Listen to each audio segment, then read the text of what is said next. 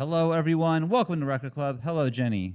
Hello, Shawn. How are you I'm doing? so great. How are you? I'm doing terrific. I haven't seen you yet today. It's our first time seeing each other. That's not true. We saw each other all day today. She was working, I was but like, I don't know what to do with this. at the house. I don't know. I didn't know we were doing a bit. I always do a bit. I don't know. I always find myself in a situation like, why did I start this situation? Why did I start this bit? And that was right now. Because we usually record these on Wednesday. Yes. So it's great for Shawn because he's off Wednesdays, so he doesn't have to do any work. I am not off on Wednesdays, so I just get to watch him playing video games all day and lounging. Whoa. I mean, I definitely played video games today, for sure. But I also was helping. I was taking Sawyer to cheer camp, picked her up from cheer camp, and then I took Lynn to her friend's house, picked her up from her friend's house. So, I did a couple things. And I took a shower. So things are going well for me. Right. So Shawn comes in with a super relaxed attitude. Meanwhile, I'm still stressed from my very busy day. Yes. So we're just on different wavelengths right now. Yeah. Well, we'll get back on the same wavelength today with our No? We probably won't. You don't think so? No. Oh, interesting. I don't know what's happening on the PPS right now, but Garrett and Brian are laughing hysterically. Whatever it was. We should have been there. This is going terribly.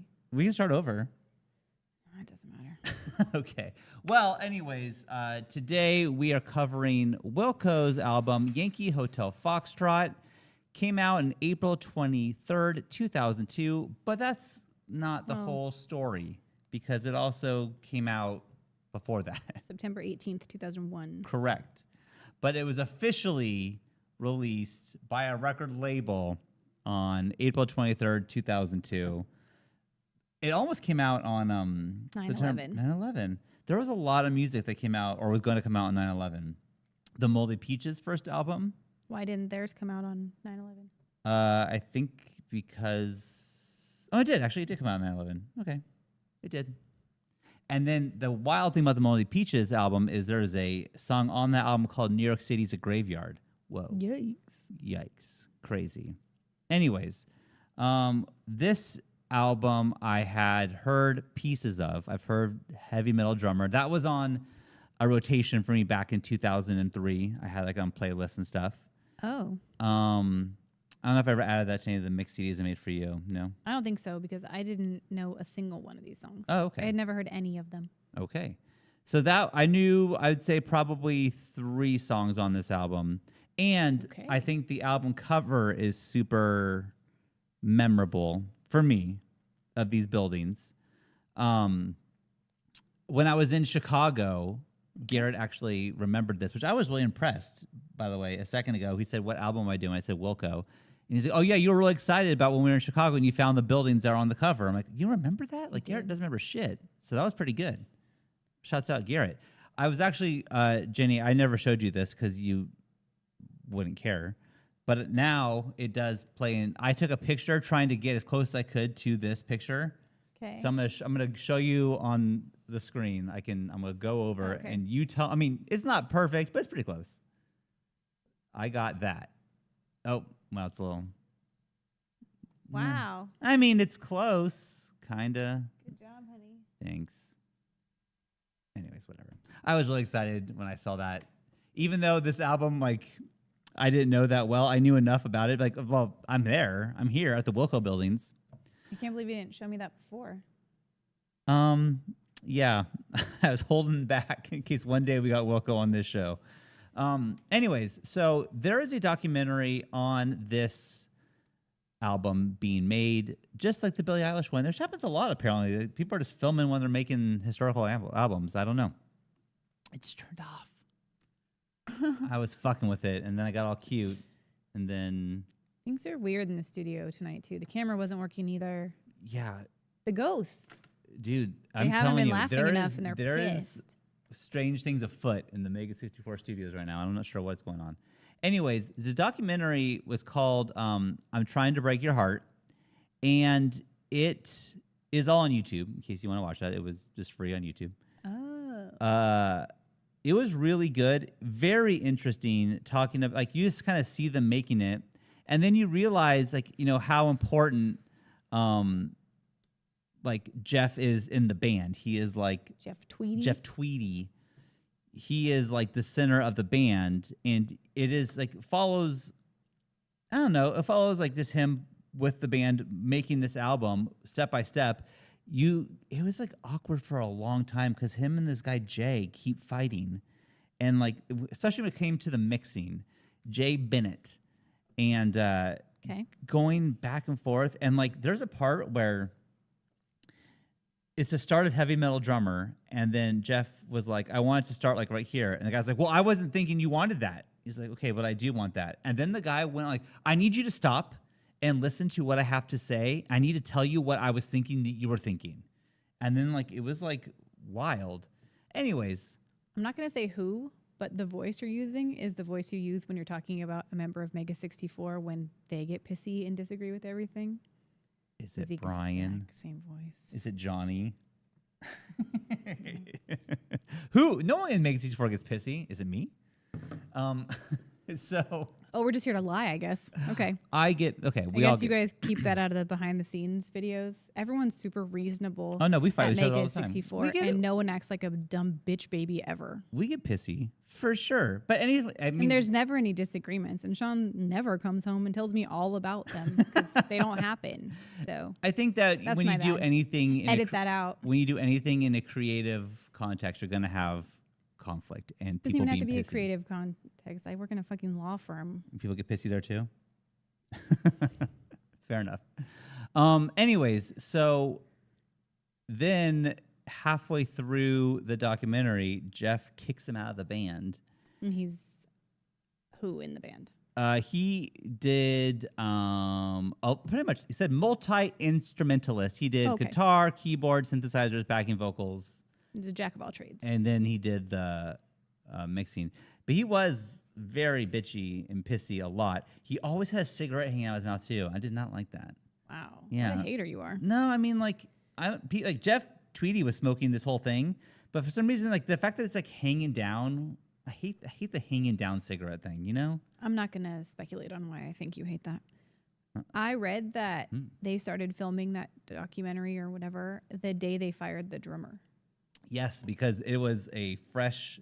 It was like awkward in the beginning. It started like awkward, and that yes, they fired the drummer, replaced him with a different drummer.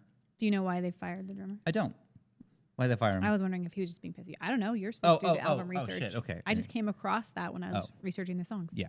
So what's interesting about this album is it was. I'm trying to make sure I get this all the way right. Okay, so it was. They're on Reprise Records, which is owned by Warner Brothers. Yes. And then Warner Music Group. Then they basically said, you know, we trust you, do your own thing, and we love you. Oh, Wilco, we love nice. you. Shouts out Wilco. Then they are able to like record their record in like their own loft. And like in their studio, like they're just like all over the place, like but like wherever they're comfortable, and they're like the record label is just letting them do their own thing, very hands off. Great. In the beginning of this documentary, they are like, we have the best record label. Like they're like people usually hate theirs. We love ours. They're amazing. They're amazing. Anyways, so the day they turned in Yankee Hotel Foxtrot, the president of Reprise Records, who is their number one fan, loves this band. Okay. Retired. Oh. So they get the new guy, and they're like, "Yeah, this isn't good. Like, you got to remix this and redo this whole thing." Even though they spent like a year and something on it. And then Jeff Tweedy is like, "Well, we're not going to do that. Like, we're not. This is the album. Like." And then it's like, well, I'll send it to my higher up, whoever the representative was. The higher up got it and said, no, my lower person was right. This is not good. And then so the documentary interviews the president of the new president of the company being like, yeah, this wasn't a very good album. Like, I don't. And then they interviewed the old president was like, I was gone for a week, retired, and I found out that our label dropped Wilco. Like, what the fuck? He's like, that would have never happened on my watch. I cannot believe they did that. But when they dropped them, they said, but you can keep the album still. Like, even though the record label spent $200,000 collectively on studio time and whatever else making this album, they still gave the album to Wilco. So then That was nice. that was nice and also really weird. Like, that's a weird business move, but okay. So then they started shopping around, but they were already big enough where they could like, Yeah, this was their 4th album. yeah, they had like a following. And so people were waiting for the next Wilco album. I was not. I know, but people were. And so then they said in the documentary, they said they have 26 record labels like vying for them, trying to get their whatever. Okay. They end up sending out this record to like every one of those labels, Okay. trying to get their interest. Say, we have this. Will you release this for us? In the time that happened, somehow, somewhere, it leaked. The album leaked because it's just in a lot of people's hands. And so Wilco decided, like, it's already out. People are getting it. Let's just be the ones to do it. So they put it on their site, just like free to have. Kind of like what Radiohead did with In Rainbows. Mm-hmm. Anyways, so that came out September 18th. Yes. Like that. Later, None Such Records was the one that courted Wilco and said, we will be your new record label and we will pay you for this album and we will release it properly.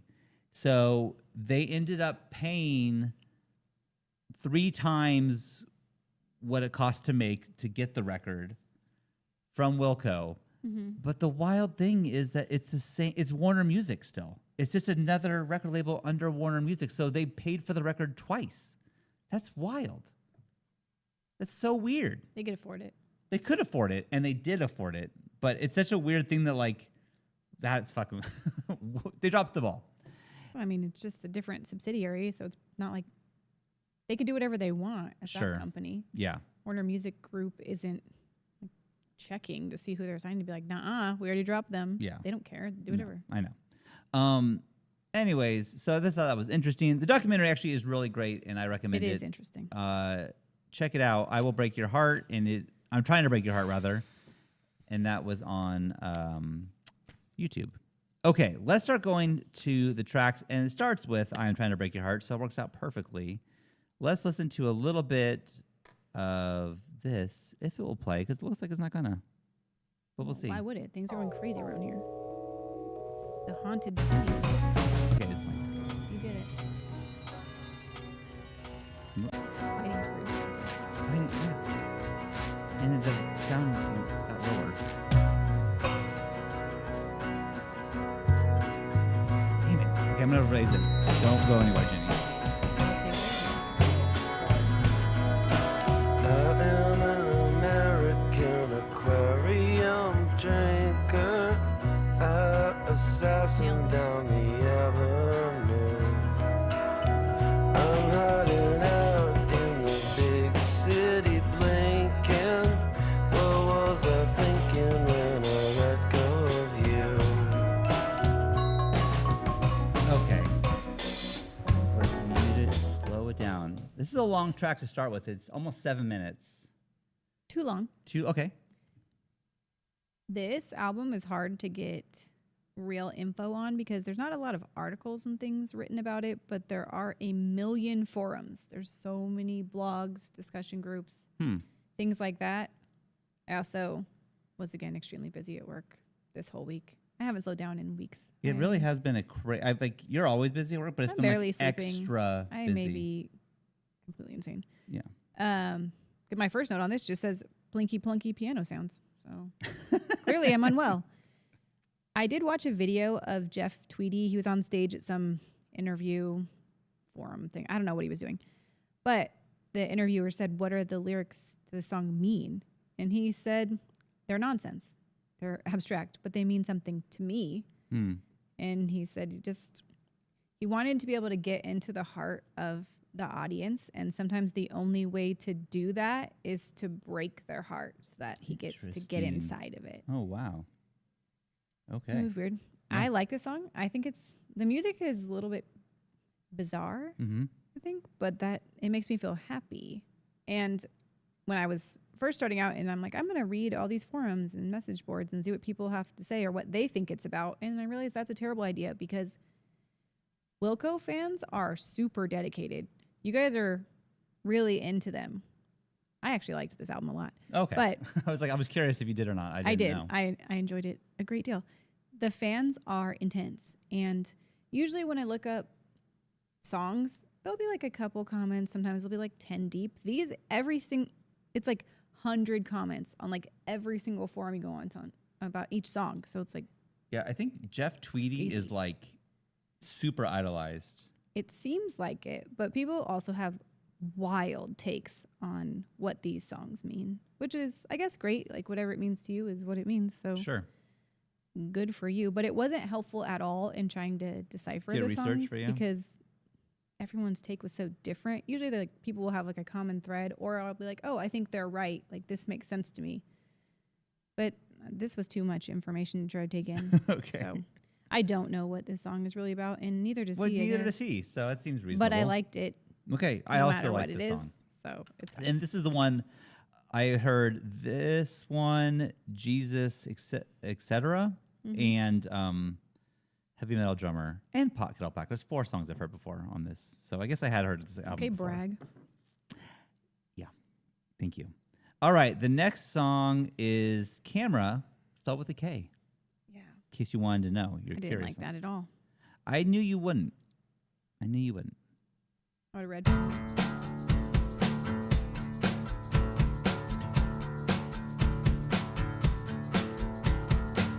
I need a camera to my eye,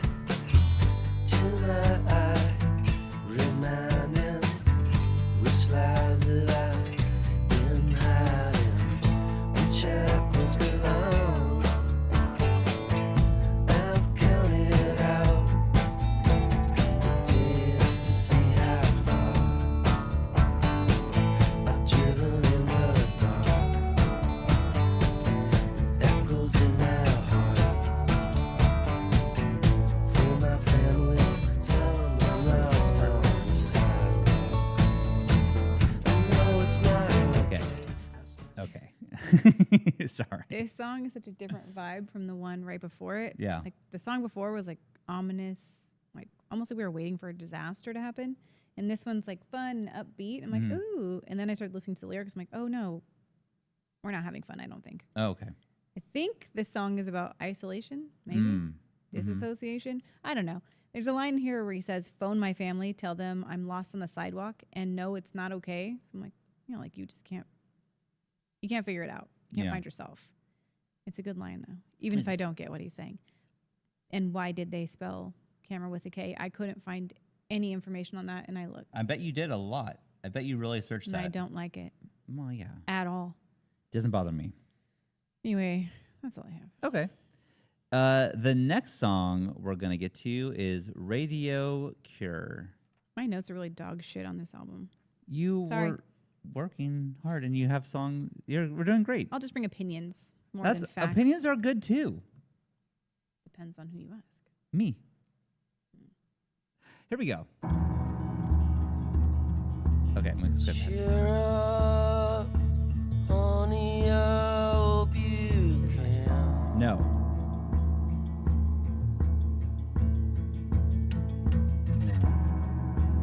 There is something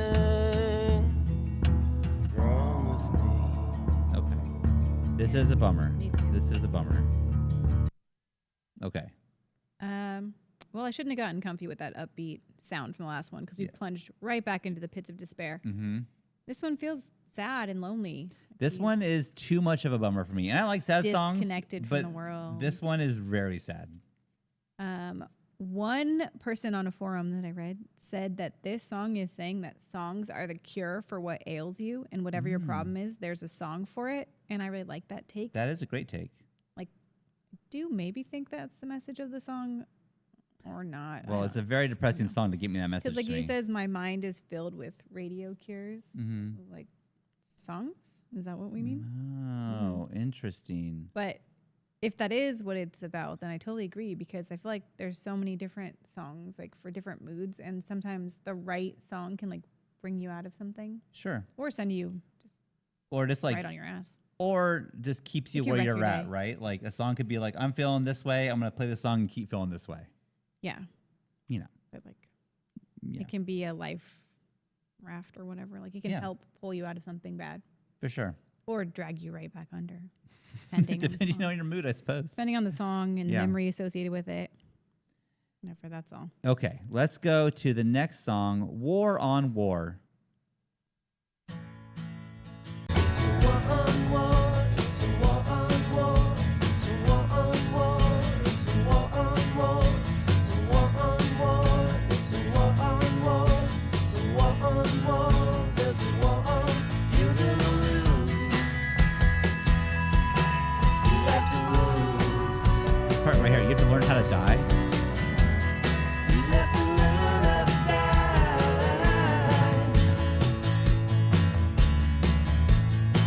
Okay. This is another song that tries to trick you into thinking it's lighthearted. It's like, oh, I'm having fun. This is so fun. No. No, you have to learn how to die. It's It's not about fun. failure. It's Yeah. about accepting failure, I think. Except for the end, everything goes berserk. So that part's not like lighthearted and fun. It's kind of like, what the fuck? Yeah. Which I liked. Jeff Tweedy did an interview with Crud magazine. Yeah. I'm not super Shouts out familiar with Crud. that disgusting name. And he said, I think somehow you need to get to a certain point in your life where the notion of failure is absurd. Oh. So You know what's funny is when the record label rejected this record, he was like, you know, this isn't probably a cool thing to say, but this hurts my feelings. I thought that was awesome. I mean, was he trying to be cool? No, but like Like he just ever? no, he was very much himself, and also I 'Cause felt like he not to seemed, slam, but he seems like a regular guy. yeah, he's Complimentary? yeah, he's definitely a regular guy, but I think he just was this like this artist trying to like you know like be the leader of his band, but also it's like this hurts my feelings. I don't like this album. That's just honest. I love It that. should hurt your feelings. It would hurt anyone's feelings. I completely Especially agree. when you like pour your heart and soul into making something. And it's been a year doing and then it. you're happy to pass it off and be like, I can't wait till they hear this. Yeah. And you think you've like And then nailed it. And now they're it's like it's so bad you're dropped from the it's label. like, this fucking sucks and we actually don't want to ever hear from you ever again. Like that's that would rip your heart out. tough. That would That's hurt tough. my feelings. Of course. My feelings get hurt easily. There is a line that I wrote down that you also like. It says, you have to learn how to die if you want to be alive. And a person on the internet thought that meant that like death in this instance signifies the end of old ways and old beliefs and then the birth of an awakened state that would Oh, truly cherish life, which is interesting. interesting. I like that. People can be pretty smart on the internet, but they can also be so fucking dumb. Yeah, it's hard to find the smart people in the midst of dumb people, but they're out there. All right, They're let's. not here. I'm too tired. I'm so you, dumb today. at your most tired state, are still very smart. That's right now. Yeah, I know. We'll let them decide. Put in the comments if I seem dumb as fuck. Yeah, put that, please. All right, Jesus, etc.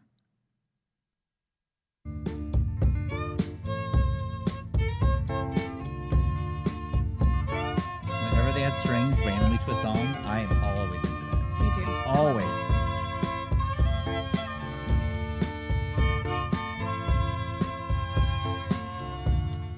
Jesus, don't cry. There's a part You can rely of this song that it takes me back to being like in my car in 2004. Like it's very much With like who? probably Rocco. Said I'll no. be Oh, around. you. But you didn't hear this album, so I thought it couldn't be you. You write about the Fine. stars. Hope you enjoyed your time with Rocco. Yeah, me and him sing this together. Rocco doesn't talk about Coleman Shokin.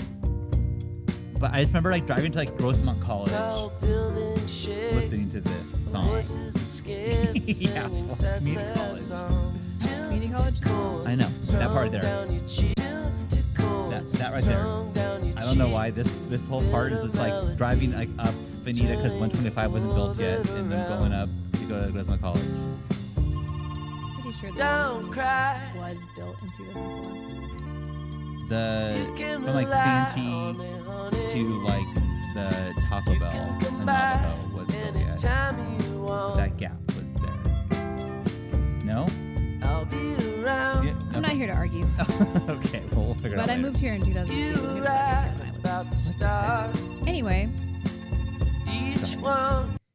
so the original title of this song was Jesus Don't Cry. Okay. Then somebody was writing it for something and they just put Jesus, etc. And And, they they liked liked it. And it's Well, like, you really couldn't write Don't Cry. That was so fucking long. But whatever. Rolling Stone ranked this as the 67th best song of the 2000s. Wow. But Pitchfork put it at number 61, best song of the decade. Damn. This one is like a little comfort song. It's No, so I think it's a great song. cutesy I and love nice. this song. A lot of people think it was written about 9/11 because of the lyrics about like tall buildings Right. shaking and skyscrapers scraping together. But obviously it was written before 9/11, so it was not written about that. Yeah. I also thought it was interesting, like the cover is what it is, considering the odds, like just two skyscrapers. That's Interesting. true. Yeah. And also the same skyscraper, right? Like they're like twin skyscrapers. Yeah. That's true. I also wrote Love the Violin in my notes. Oh, hell Just yeah. like you. Yeah. I think this song is just about like a tumultuous relationship. Like it's constant reassurance that no matter how shitty things get, like they can and will support each other. There's a line that says, "Our love is all we have." This That's nice. song was covered by Norah Jones and her band in 2014, and the band's name was Puss in Boots. Oh, I didn't realize that. I had not heard of them, No. don't know and I about did that. not listen to the cover. Fair enough.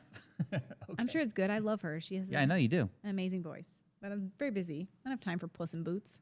Speaking of 9/11, the next song, Ashes of American Flags. Again, coincidence, but weird that it came out right then. Here we go.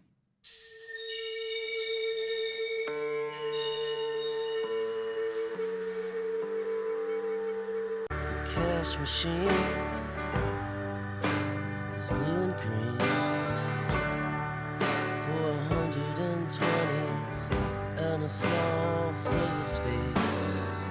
I could spend $3.63 on Diet Coca-Cola and only cigarettes. Seriously.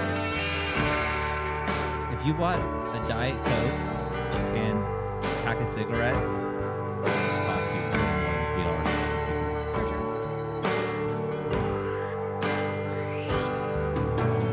I wonder why we listen to poets and nobody gives a fuck. How hot is our I mean, this song has super relatable lyrics. Like, we just have basic needs. We need our Diet Coke, a regular Coke in my case. Sure. Cigarettes, I don't really smoke, but a good life I do want. Like, I don't really smoke. Like, just, I've never smoked a cigarette. I have asthma. I'm trying to kill myself. I smoked one, and it's again Sinner. documented on a video for a commercial I'm for so Spike disappointed. TV. How are you going to face the kids? They know. know. I told them. They didn't care. No. Jeff Tweedy did a radio interview in 2005, and he said, "Ashes of American Flags is a set of lyrics that's trying to introspect what is the nature of a product. You know, how much power does it really have over me? Is the cash machine evil, or is it blue and green? You know, trying to look at things microscopically down to molecules of a flag that's been burnt." So I'm glad he explained that to me, because now I have a really clear picture. I'm way of what more the song means. confused, Jeff. I'm way more confused. I'm confused too, but I kind of appreciate that he doesn't care. He's like, this isn't going to make sense to you.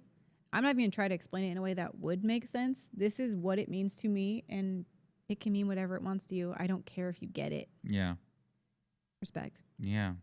It was really awkward when in the documentary when like ever they would be backstage and it'd be like all the people there, like fans or whoever else was there, like trying to talk to him, and he was just like, okay. And it was like so uncomfortable, and they wouldn't cut, and it's like I don't want to be here with him. I feel bad for him.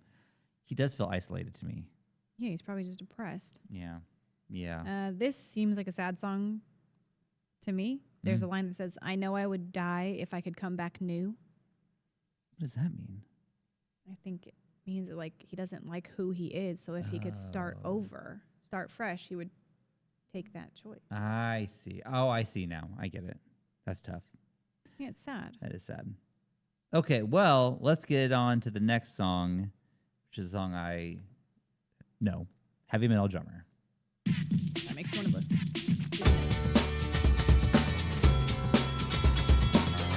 surprised it wasn't on like one of the CDs. I think for me for you. Sure. Maybe it wasn't. I skipped it. Maybe.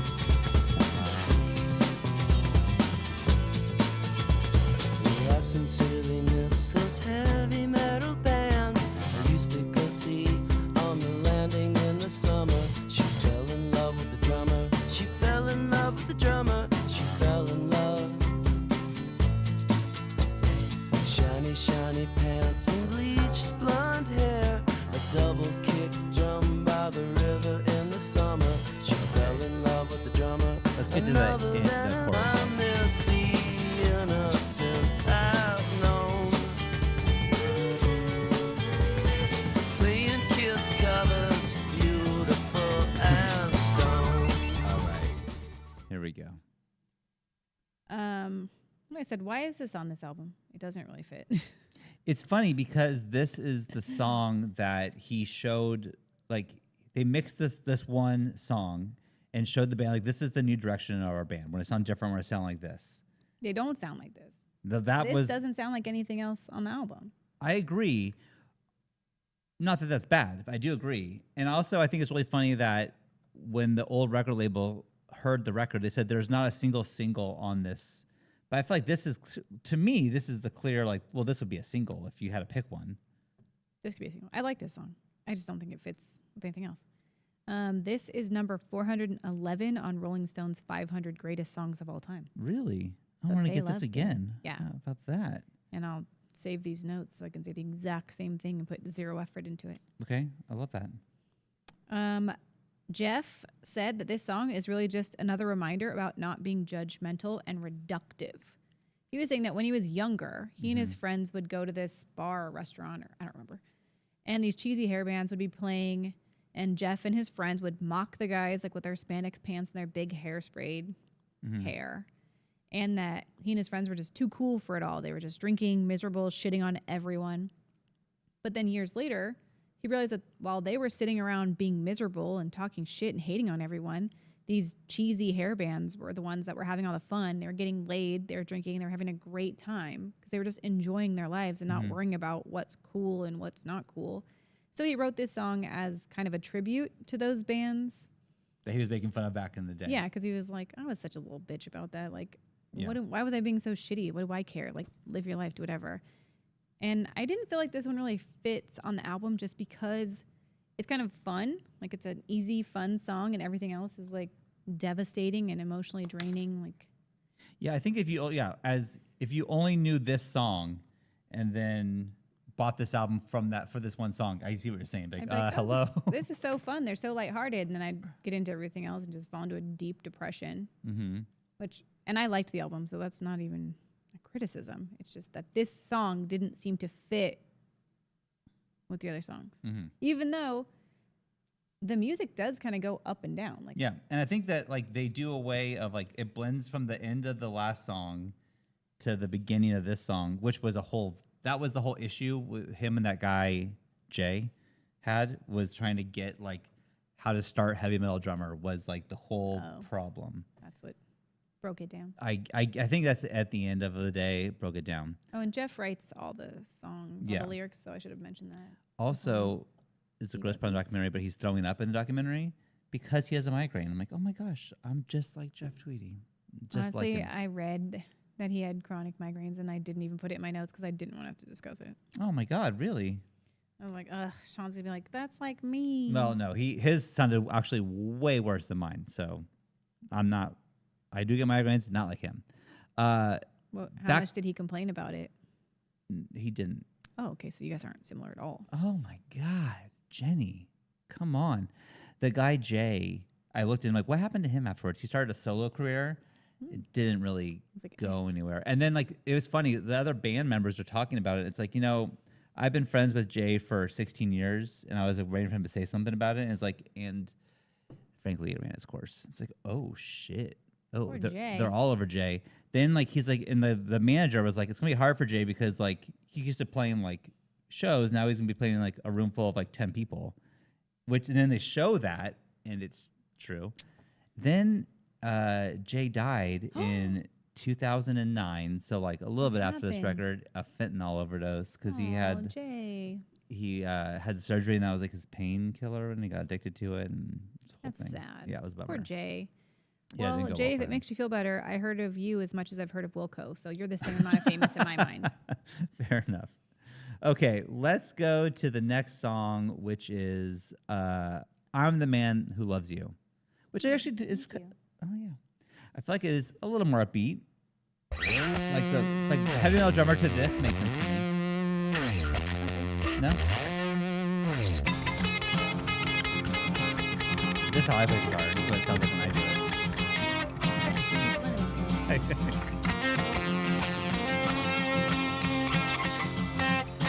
All I could see is black and white and pink with blades of blue that lay between the words I think on a page.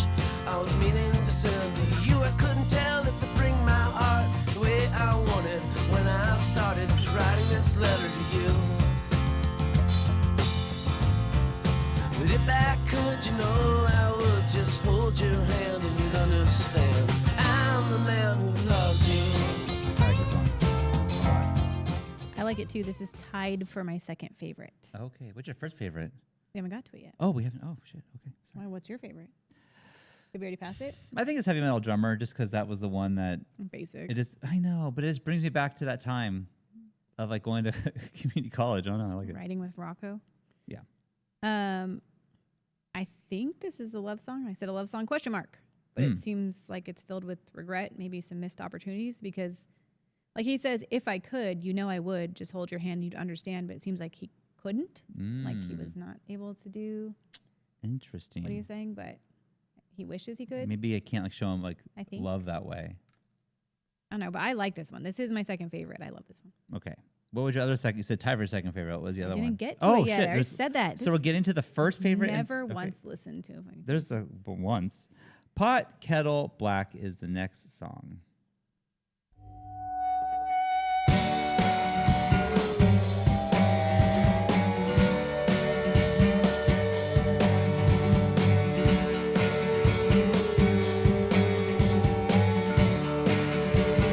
Crazy lights, rockets. Where's the magic gone? Empty out your pockets. Words without a song. I myself have found a real rival in myself. It's hard to find a spot to like mute these songs. I don't know why this one's tough That's for me. true. This is a song of self-reflection Mm. because we have a tendency to criticize others for traits that we also possess. Oh yeah, that's true. I mean, I'm always saying you hate in others what you see in yourself. I heard that somewhere once, and it was like the truest thing Yes. ever. It's like, especially when the kids are doing some dumb ass shit. And I'm that like, fuck, that's me. Yeah. Sounds me. Oh yeah. It's so annoying to see it reflected back to you. Yeah. Anyways, this song is about that. I found a review of this song that seemed really important. It was written all in caps, and it said, lyrics are child-friendly and safe for all. Thank God, because I couldn't play a second of this album in front of the kids. Yeah, so- until I saw that review. If you were looking for one song that you can play around children, this is it. But I do like this song. It's a nice little. Yeah. Okay, the next song is "Poor Places." This is my favorite song. Okay. It's my father's voice This is trailing good. off, This is good. sailors sailing off in the morning. For the air-conditioned rooms at the top of the stairs. Let's skip ahead a little bit. He's just been broken. His bandages That's a wrapped difference. too tight. The voices climbing walls, smoking. It makes no difference to me. But it's hot in the poor places tonight. I'm not going outside. It's interesting though, because the credits say written by Jay Bennett and Jeff Tweedy. Like, man, crazy. Kicked him out of the band before it came out. Anyways, go ahead. Well, it's hard to be creative with other people. Yes, it is. They performed this song in 2022 on from The Late Show with Stephen Colbert. Really? Yes. That's interesting. I liked. There's a part of the song where there's this woman's voice, like a recording in the background that's just repeating Yankee Hotel Foxtrot. Yeah. And they got sued for that, for copyright infringement. So they had to settle out of court. Oh, man. With the company that owned that sample. Jeez. Oopsie poopsie. This song is cool because it's like delicate, but it's also chaotic. Mm-hmm. So it's like so pretty and relaxed at first. Then it goes But then it wild. like builds in momentum and like all these instruments start coming in and these like strange sound effects. And then someone called it a whirlwind of destruction, which I liked. It felt like being inside of a tornado or something. It was crazed. Interesting. And it reminded me a little bit of Kid A. Yeah, I could see that. Maybe that's why it's my fave. Yeah, people have called them the Rust Belt Radiohead. That's what they. I mean, that's a bit much. Well, they didn't come up with that. I also read several things where people are like, "These guys are like the Beatles." I'm like, "Let's relax. Let's relax." That's a little crazy. Okay, all right, and then Even though I do like this album. Sure, with the Beatles. The last song is Reservation. You know what I was thinking, Jenny? This is a topic out of nowhere, so forgive me. But I was laying in our bed, and I was looking at the records that are above the window, and then I realized that 4 of the 5 records out there are in this book. Isn't that weird? Wow. Yeah. Those are the records I was dusting when I saw your moldy coffee cup, And then I turned into the fan and cut my head open. One of them, we already got the Weezer Blue album. That's up there. And Elephant by the White Stripes. Okay. And then we have to get to 2 more. I'll let you know when we get there. Don't remember any of the albums that are up there, honestly. Arcade Fire, Funeral. That's a good album. Postal Service, that didn't make it. That's not in this book, which it should be. It's not in here? No. That Rolling Stones album was in? Stupid and dog like shit. there's not, you know, I don't think Ben Gibbard is in here once. No Death Cab for Cutie. No, whatever. They hate him. I guess so. Anyways, I'm off on tangent. like his Sorry. ex-wife. Reservations is the next and final song of this album, which I'm guessing is tied for your second favorite. Yes. Okay, I did the math on that. Can I convince you it's me I don't like? Not be so indifferent to the look in your eyes. When I've always been distant and I've always told lies for love. I'm interested why this is your second favorite. I'm curious to see. I mean, I like it too. I like what I like. But it's just very long. I wasn't sure if you would like this one or not. It so. is actually too long. Okay. None of this If is it wasn't real so long, it might have been my first favorite. enough to take me Although my favorite one. from you.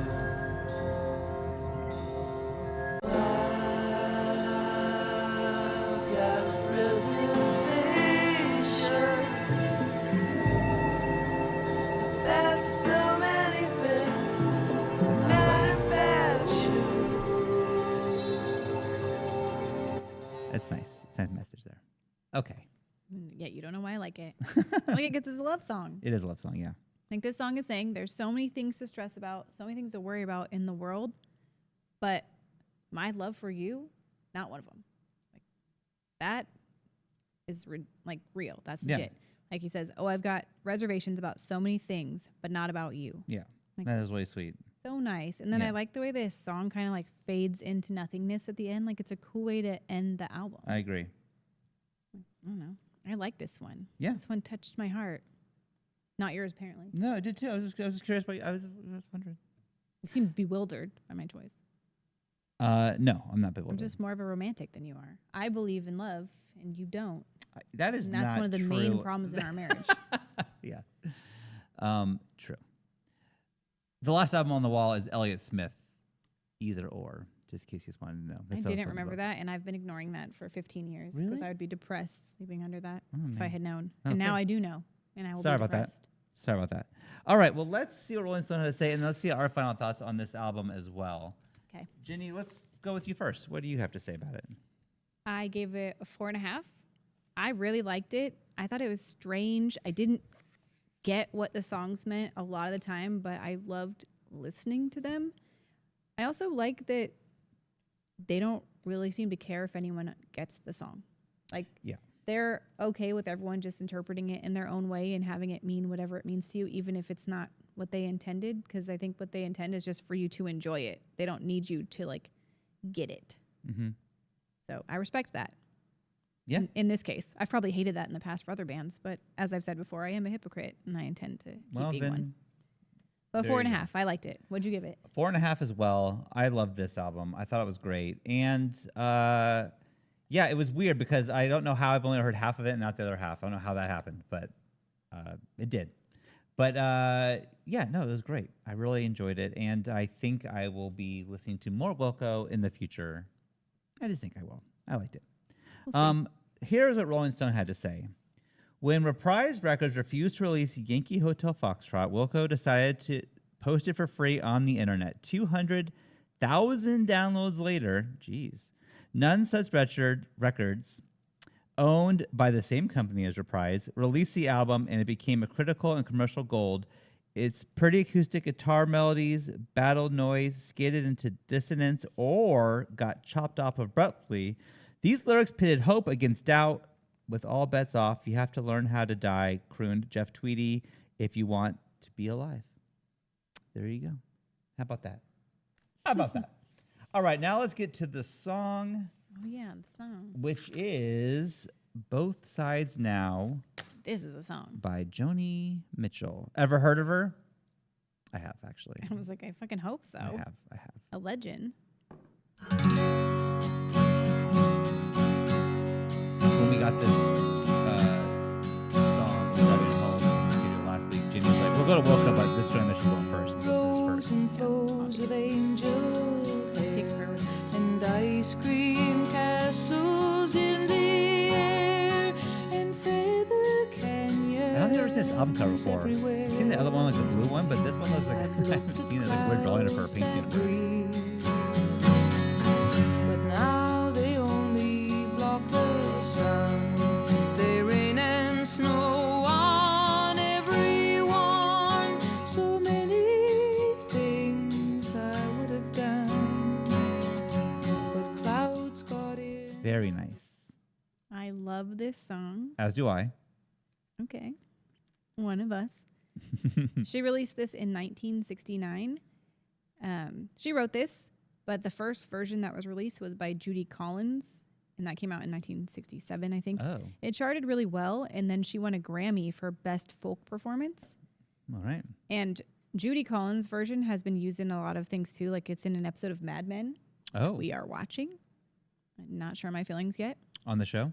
Yeah. I'm with you. You don't like any characters. I mean, I don't. I hate everyone. Yeah, and it's kind of hard to find a show, like, it's tough watching shows like that. I know it's For me. supposed to be like a different time and I have to just let it go, but But no, it really isn't like a person that yet on that show that I'm like, I like you. So, I like the wife. yeah, I like her. You're right. Respect. It was also in a trailer for Toy Story 4 Oh, and in a rom-com called And So It Goes. Should we watch this? I don't know. It looks kind of good. Rob Reiner's in it, and he directed Rumor Has It with Kevin Costner. So Rob that's a plus. Reiner is great. He does so much. It was also in that scary movie Hereditary, but I won't be watching that. I didn't see that. either. So Judy Collins talked about this song. Well, she's talked about it in a million interviews and in her autobiography. Like, she's always talking about it because this song was huge for her.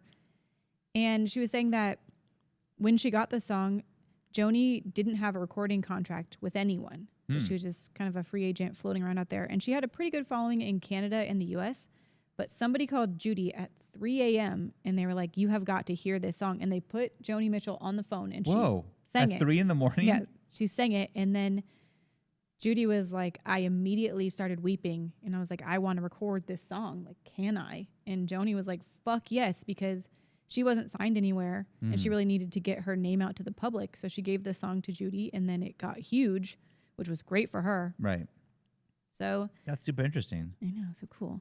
But this song is gorgeous. Like, it's about like feeling sad about all the things that you've had to go through, but also like being happy about what is coming, like the life ahead of you, but then also like being confused about how it's going to go and how you're going to get there. So it's like all these things because Joni Mitchell had a lot happen to her by the time she was in her early 20s. Oh. Like, she had given birth to her daughter, a little girl, and then her partner decided to bounce and abandon her. And I think she was 20. Damn. And so she realized that she couldn't handle having a baby by herself at 20 years old and no help and no money. So she gave her daughter up for adoption when she was 6 months old. Oh, which wow. That. I can't imagine how difficult that would have been. 'Cause that's so tough. 6 months in, You're like, oh, fuck that. you're pretty attached. Jesus. And then shortly after that, she married this fucking douche that was always like putting her down and making her feel like shit. So she decided to leave that guy and she ran off to New York to try and figure life out and to like recover and move forward.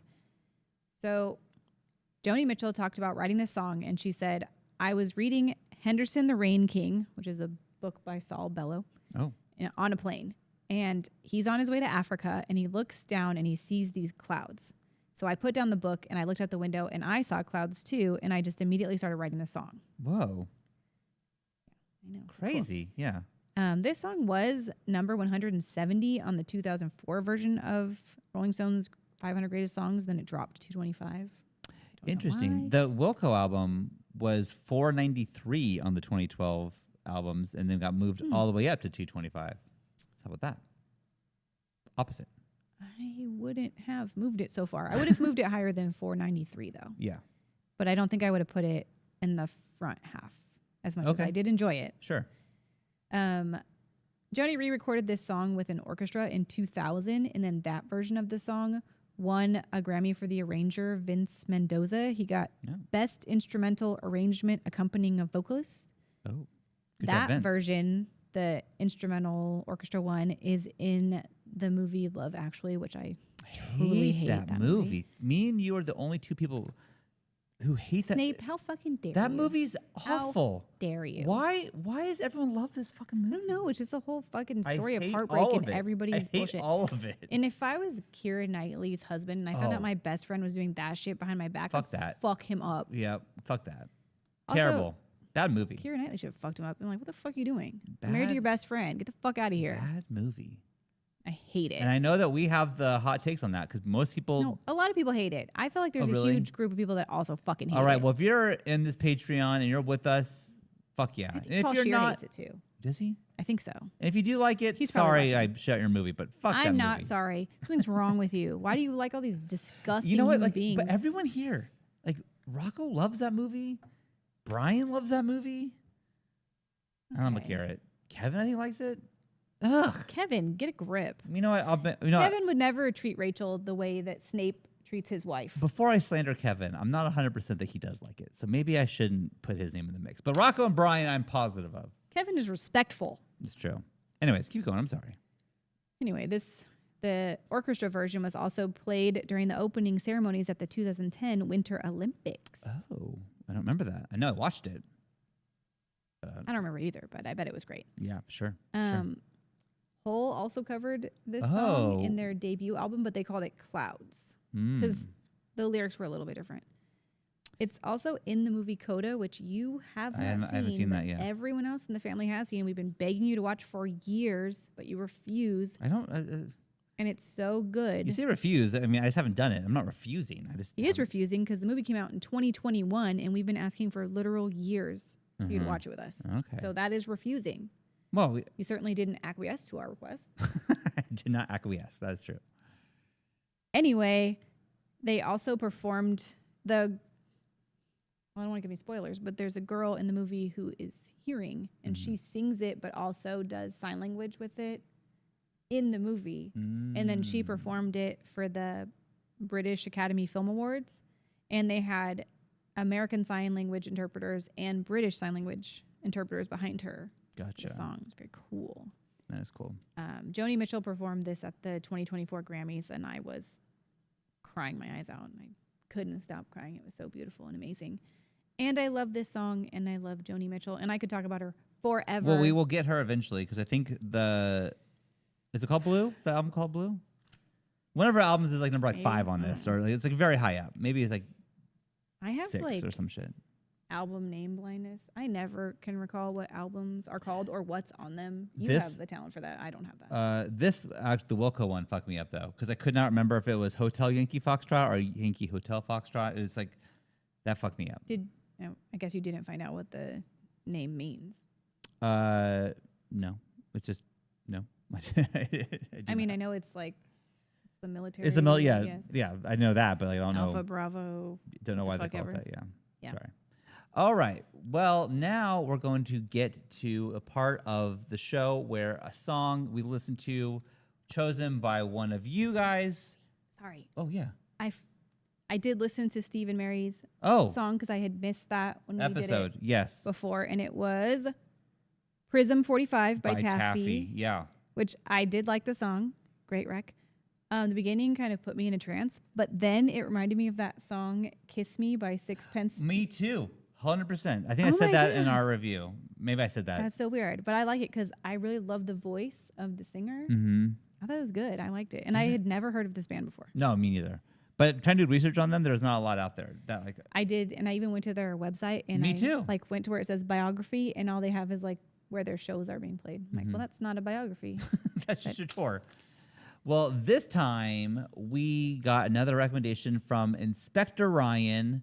Shouts out, I love Inspector Ryan. Inspector Ryan chose the song Megaton Mile by Local Natives. Now, I'll play it and then I'll tell you some fun facts about this. Oh, Well, fun facts, like personal facts, not like actual about the song.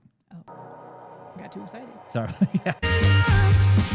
Through the window, up to the rooftop, seagulls swarm on the railroad. All we could do was watch. Hit like a sucker punch. Let you knew would come. Get to the part for the joke. Tell me what I could have done. Hold me close at the ending. In a flashing light. Just darkest after dawn. I'll make it turn I don't want to stop it because I'm like, keep going. I'm my gonna stop it. This song and this album not randomly, but I love this album. I've listened to it many times. Not me. You have actually. Oh, I put have, it and I on didn't when we notice. play games a lot. There's a couple albums that I put on. Did you put this on a couple nights ago? I put on when playing categories. and we turned it off. I know. I had to go somewhere and I went to the store or something. And Yeah, the girls turned it off, and they're like, "Why is he doing this?" And then they put on like, Taylor Swift. It's Dua always- Lipa or some shit. Taylor Swift, yeah. But randomly, before Inspector Ryan suggested this, I put this on like 3 or 4 days ago. "What?" We were playing categories because I'm you like, I haven't heard did. Local Natives in a while. And the girls were pissed. Yeah, because it wasn't their music, but I get to pick music sometimes. Well, sometimes. You could pick music that you like and also they like. Well, That's what family time is supposed to be. It's supposed to be enjoyable for everyone, not just your They shit should that nobody enjoy this knows. because Megaton Mile is a great song. Yeah, but you have to learn how to work it in. You put one song in the mix. You don't just put a Yeah, whole see, fucking that's- album on that 'cause nobody you do knows. that. You get the one song going, and then they get Yeah, and then they all become obsessed with Once it. you get that song, then you put in the second song, and then eventually they're all the way in. I've seen you do that. You've worked it in. And yet you can't. You did that with Chaperone, I know.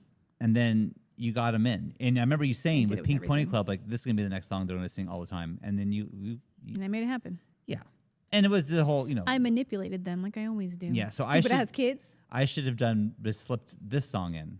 Yeah. But this album is great. I listen to Too much it too soon. a lot, and I do it. Anyways, I'm really happy you suggested this, Inspector Ryan. So check out Local Natives. Truthfully, I have not heard any other album but this one, but I've listened to this one a lot. The main song on this, what is it? I could sing it to you. I'm not going to, but I can't tell you the name of it in this moment. What the hell? I thought this song was saying Armageddon Mile when I was listening to it. Oh. And then I was like, oh, wait, no, the song title is Megaton Mile. But that kind of sounds like Armageddon. And I think the song kind of is about Armageddon. So Yeah, I mean, that makes sense. So this album, this song, When Am I Gonna Lose You, is the one that I heard on the radio. Then I did the Shazam thing. Then I put this album on Apple because of this song. they want to lose her or they scared. I honestly never put one thought into that. Wait, That's how we're when am I gonna lose you? Remember this though? How will I let you slip I'm through? thinking like sideways right now. Careless or unkind. This part right here. This part.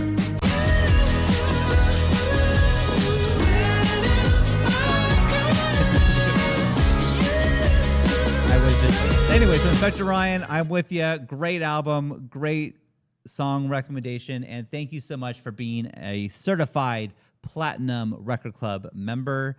And I want to thank everyone else who was in the Platinum and the Gold tiers. We couldn't be doing this show without your support, all of you. So Dan, Turtleverse, Kevin Hilt. I say Dan Turtleverse. That's the same person. Okay, I never did, Danatello. Somebody commented that one. It's Dan Souza. Because I said it. I thought he was going to have a Ninja Turtle name, but he didn't. Do you know that Dan's uncle? I don't know if I'm. I don't think it's a secret. Dan's uncle was the presidential photographer for Obama. Pete Souza. What? Yeah. We follow that guy on Instagram. Yeah, that's Dan's uncle. I have a book signed by him, but Dan gave it to me with Obama and stuff. Yeah. That's how you got that. Yeah. Okay, Dan. Thanks, Dan. Anyways, Kevin Hilt. I have a signed Bip Roberts card in my office because of Kevin Hilt. Oh my gosh, this is going crazy. People are giving you too many things. I love it all. Very generous. Mary and Steve, as always, thank you so much. And I think we're going to do your song recommendation next week. Oh, they have a new one? They do. And Inspector, you don't like it. Inspector Ryan, again, shouts out. And Ellipsoids or Elliot, thank you so much for being our exclusive gold and platinum members. Jenny, let's pick out a new one. You know what else I liked about Inspector Ryan's song is that I thought it was over, but it tricked me. Oh, it wasn't it over. It wasn't, not even over. It reminded me of Queens of the Stone Age. They do that a lot. I love that. 72. Whoa, that's high Top up. 100. All right, we broke the Oh 100. my gosh, I'm so excited. This better be something good. It's going to It's suck. Train. Fucking Train. Just kidding. They would never be in this book. I hope not. That's going to be a rough time. Neil Young, Harvest. Oh my God, you're going to hate this week and I'm going to love it. I'm going to hate it? I don't think you care about Neil Young. I think And that's a real I voice. could fuck with My Bloody Valentine is number 73. That's a surprise to me. That confused me so much because I was like, that's not a Neil Young song. Neil, yeah, I own this album. Have I listened to it? I don't know if I have, but I will. I've never seen. It's in the living room. It was given to me by either my dad or Rocco's dad, one of those two. Okay. Anyways, that's the song. No, that's the album. That's the album. What do we do when we get to Kanye West? He's in here a lot, and I don't want to listen to Kanye West. Fuck that guy. Just listen to it and judge the music and not the human. That's going to be tough. That will be tough. It will be very difficult. But You we'll know try how, our best. You know what I'm like. We'll try our best. Okay, and I'll take that week off. Yeah, I'm stuck with it.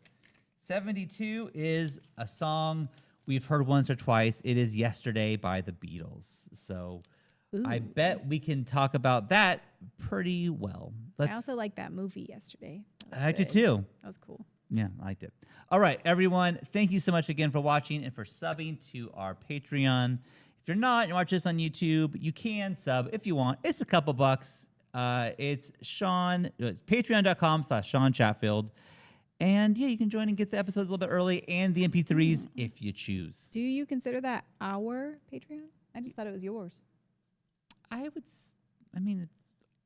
We share a bank account. It's our Patreon. Now they know we share a bank account. Oh, no. It's ours. Okay, I didn't know I had a Patreon. I'm so excited. You do. It's my first one. If I would have known you'd been on the show every week, I would have called like Shawn and Jenny's Patreon or something like that. That's too much. We don't need that. Now it's the Shawn Chatfield, but that's what it is. All right, everyone. Thank you for watching, and we'll see you next week with Harvest by Neil Young and Yesterday by the Beatles. Yay. We sure do love you. Goodbye.